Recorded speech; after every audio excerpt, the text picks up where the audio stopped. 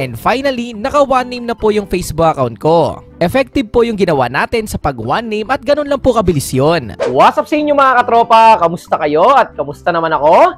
You know, so ngayon for today's video ay magkakaroon na naman tayo ng isang simpleng tutorial na kung saan ituturo ko sa inyo ang bagong update sa kung paano nga ba mag one name ng isang Facebook account. Yes, pwede po ito sa mga old and new Facebook accounts, pero bago tayo magsimula, pasok, intro!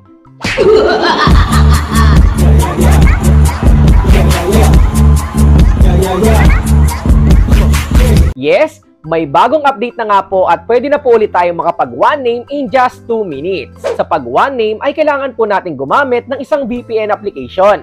At kung ready ka na, punta na tayo sa tutorial. Let's go! Ang unang step na gagawin po natin ay i-check po muna natin yung Facebook account natin.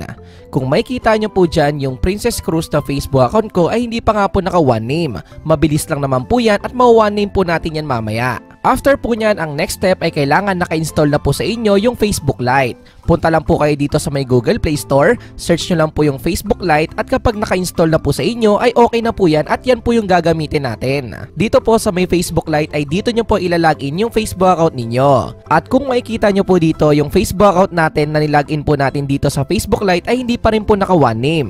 Kaya tara, simulan na natin yung pag one name. Ang next step na gagawin po natin ay bumalik po tayo dito sa may Google Play Store. I-search lang po natin yung Touch VPN. Ito po yung gagamitin natin na VPN application para makapag one name. Yung unang-unang lalabas po dyan na Touch VPN ay ayan po yung gagamitin natin. At syempre, install lang po natin yan. At syempre, maghintay lang po tayo. After po nyan ay dadaan po yan sa security scan ng ating device. Just to make sure lang na safe gamitin yung VPN application na gagamitin po natin sa pag one name. At kapag okay naman na, ay pindutin lang natin yung open. At may lalabas po dyan, click lang natin yung accept and continue.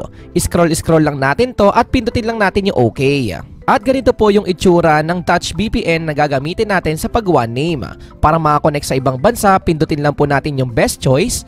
Lalabas po dyan yung iba't ibang country na server at hahanapin po natin yung gagamitin natin na Japan server. At dito makikita natin na available gamitin yung Japan server, i-click lang po natin yan. And after po nyan ay may lalabas po na connection request. Pindutin lang po natin yung okay na nasa baba, magko-connecting lang po yan at hintayin lang po natin saglit.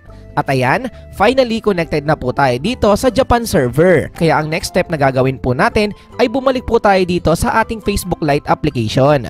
Bumalik tayo dito sa ating Facebook account, i-exit lang po muna natin at dito sa menu ay scroll down lang po natin, hanapin lang po natin yung settings. I-click lang po natin yan at kailangan nating hanapin dito yung personal and account information.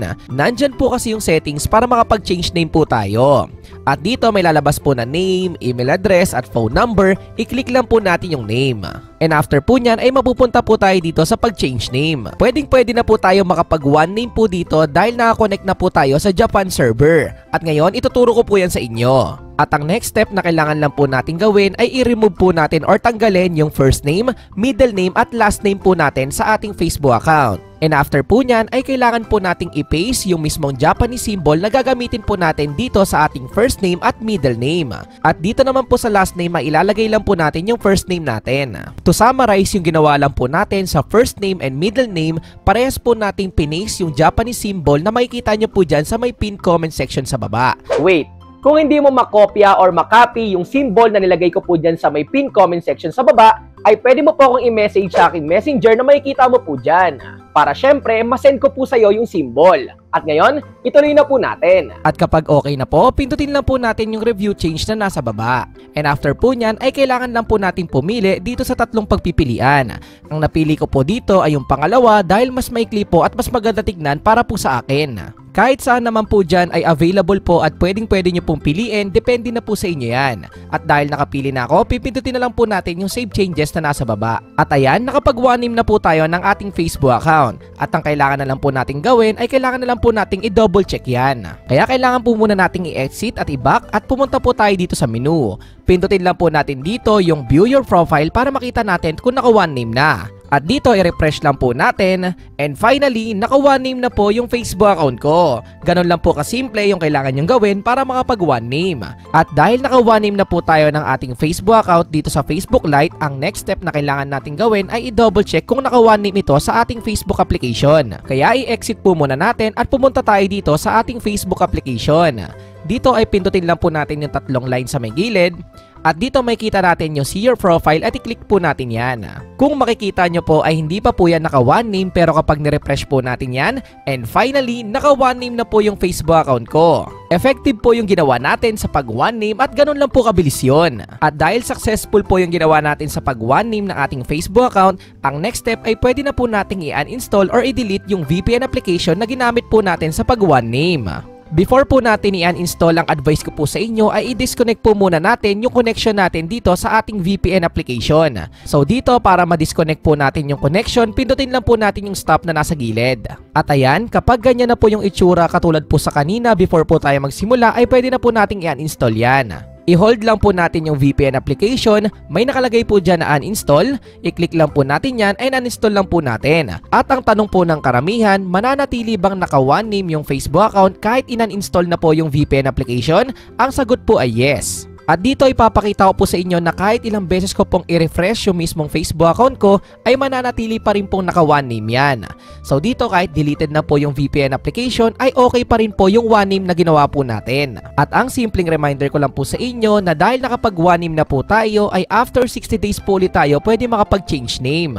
At ganun lang po ka-simple at kabilis kung paano nga ba mag one name ng isang Facebook account. Kung mapapansin nyo po ay gumamit po tayo ng isang VPN application. Ang tanong, bakit nga ba? As of now po kasi ay hindi pa po available yung feature na pag one name dito sa Pilipinas. Kaya malaking tulong po yung VPN para makakonect po tayo sa server ng ibang bansa. Again, yung tutorial natin sa pag one name sa araw na ito ay applicable po sa mga old and new Facebook accounts. At ayun lang po yung simpleng tutorial natin sa araw na to at sana meron ka pong bago natutunan.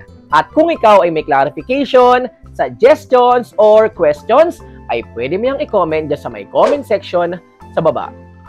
And also, pwede mo ring i-like and follow yung Facebook account ko na may kita mo dito.